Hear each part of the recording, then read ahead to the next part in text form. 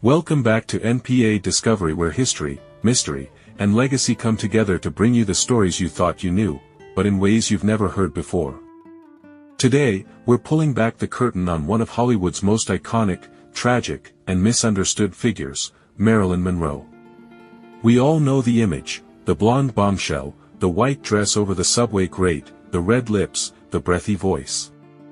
But behind that carefully curated persona was a woman far more complex. Her name was Norma Jean Mortensen, and her real story, her struggle, her genius, her pain, is what we're here to uncover.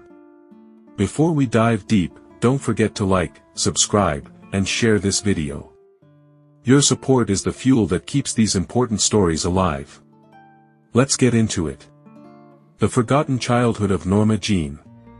Marilyn Monroe was born as Norma Jean Mortensen on June 1, 1926, in Los Angeles, California. Her mother, Gladys, suffered from severe mental illness, and her father was absent from her life entirely. Marilyn never truly knew him. As a child, Norma Jean bounced between foster homes and orphanages, living a life of deep instability. One of the earliest traumas she carried with her was being sexually abused, an experience that, tragically, would be repeated and influence her lifelong struggle with trust and self-worth. Yet even in that chaos, Norma Jean dreamed of more. She'd gaze at the screen in dark movie theaters and imagine a world where she wasn't forgotten, where she mattered. This was a girl who learned to survive through reinvention. Becoming Marilyn, the manufactured star. At 16, Norma Jean married her neighbor to avoid returning to the orphanage. While he served in World War II, she worked in a munitions factory, and it was there that a photographer first noticed her. That chance encounter launched her modeling career, and by the late 1940s, Norma Jean transformed herself into someone new, Marilyn Monroe. The name was chosen for her. The platinum hair. Bleached. The voice. Trained. Everything about Marilyn was crafted for the camera.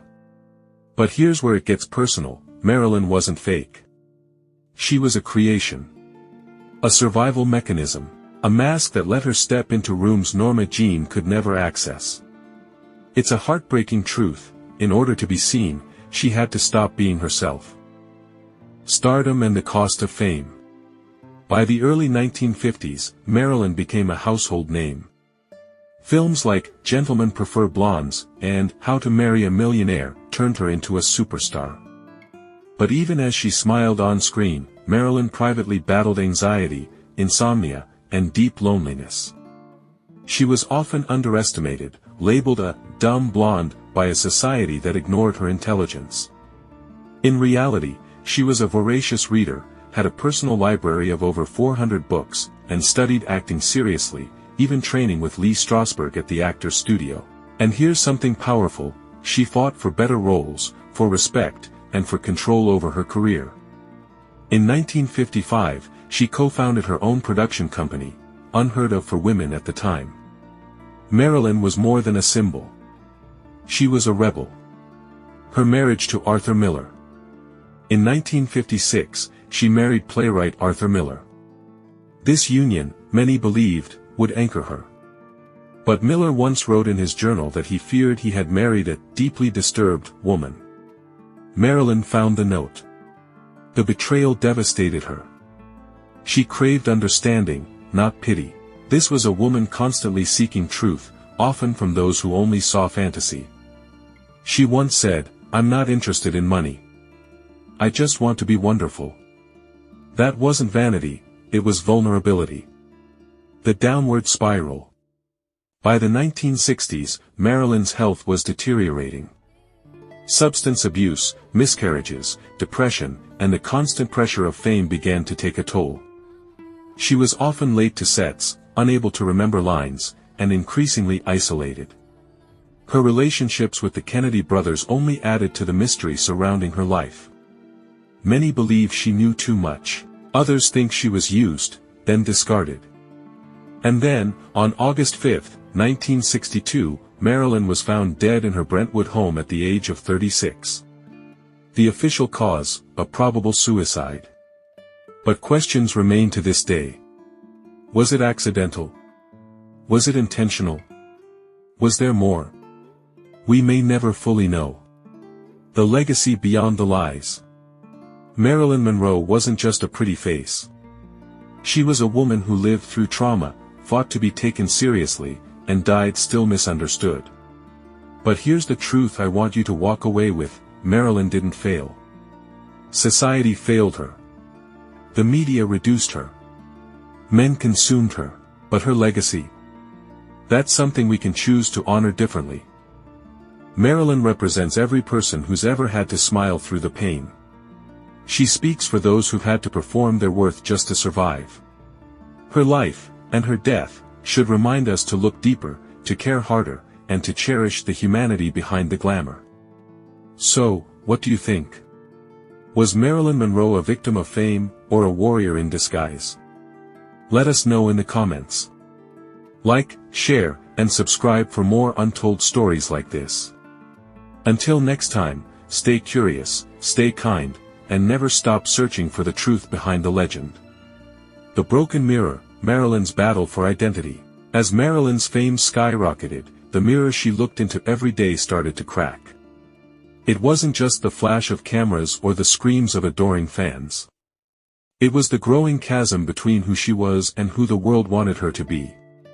Marilyn Monroe had become more than a woman. She was an industry, an icon, a fantasy crafted by movie studios and consumed by millions.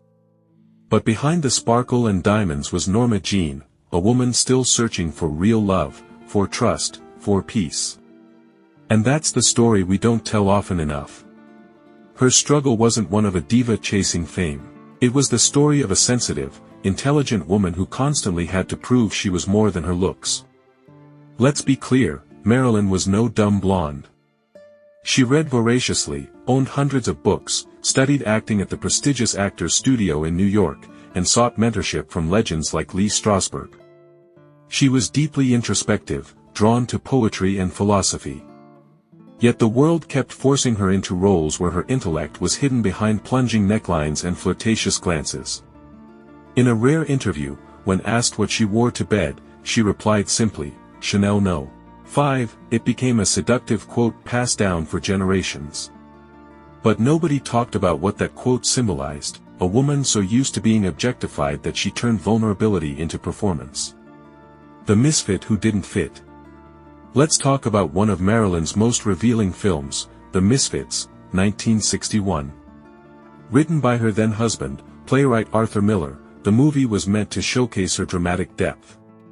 On set, however, Marilyn battled health issues, personal demons, and a studio system that often dismissed her needs. She showed up late, frequently broke down in tears, and felt alienated. But when the camera rolled, she transformed. Her performance in The Misfits was raw, honest, and haunting. Critics finally began to acknowledge her acting chops.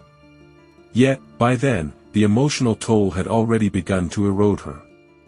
A lonely spotlight, love, loss, and longing. Marilyn's love life is often sensationalized, but let's look deeper. She married baseball hero Joe DiMaggio, a union that seemed like a fairy tale but quickly turned toxic. Joe admired her, but he couldn't handle the reality of her fame. He wanted Marilyn Monroe the wife, not the sex symbol. After DiMaggio came Arthur Miller, the intellectual, the playwright, the hope that someone might finally see her soul. For a time, they shared something real. Marilyn even converted to Judaism for him. But soon, she felt betrayed when she discovered personal notes where Miller confessed he was disappointed in her. Imagine that. The man you love, whose intellect you admire, privately calling you a letdown. For Marilyn, that cut deeper than the harshest tabloid headline. It confirmed her lifelong fear, that she was not enough. And yet, she kept pushing. She kept fighting for roles with substance, starting her own production company at a time when few women dared to take that leap. She sought help for her mental health, endured miscarriages, and stood firm in her belief that she could be both beautiful and brilliant. A woman ahead of her time. We often say people are ahead of their time, but in Marilyn's case, it's heartbreakingly true. Today, we champion women reclaiming their image, speaking their truth, setting boundaries. Marilyn was doing that in the 1950s. And what did she get in return? Ridicule. Scandal. Isolation. But let me ask you this, isn't it time we stop remembering her as the cautionary tale and start honoring her as the courageous pioneer she was? The final days and enduring questions. In 1962, Marilyn was found dead at just 36 years old. Officially ruled a probable suicide due to barbiturate overdose, her death sparked endless theories, conspiracies involving the Kennedys, the CIA, even organized crime. The truth may never be known. But what matters more is why people still ask those questions. It's because Marilyn's life, and death, represented something much bigger, our collective obsession with fame, beauty, and the tragic cost of being too much for a world that prefers women in boxes.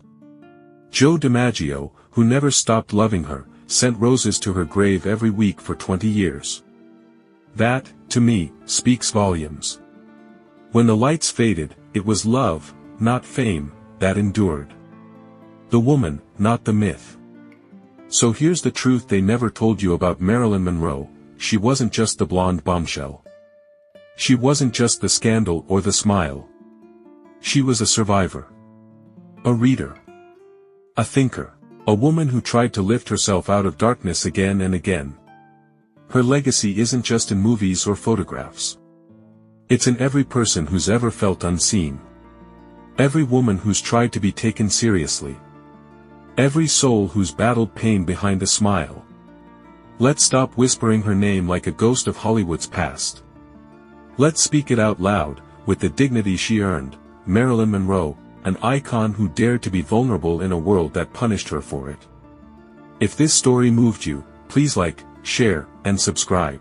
We're here to tell the stories that matter, the stories that go beyond the surface. Thank you for watching.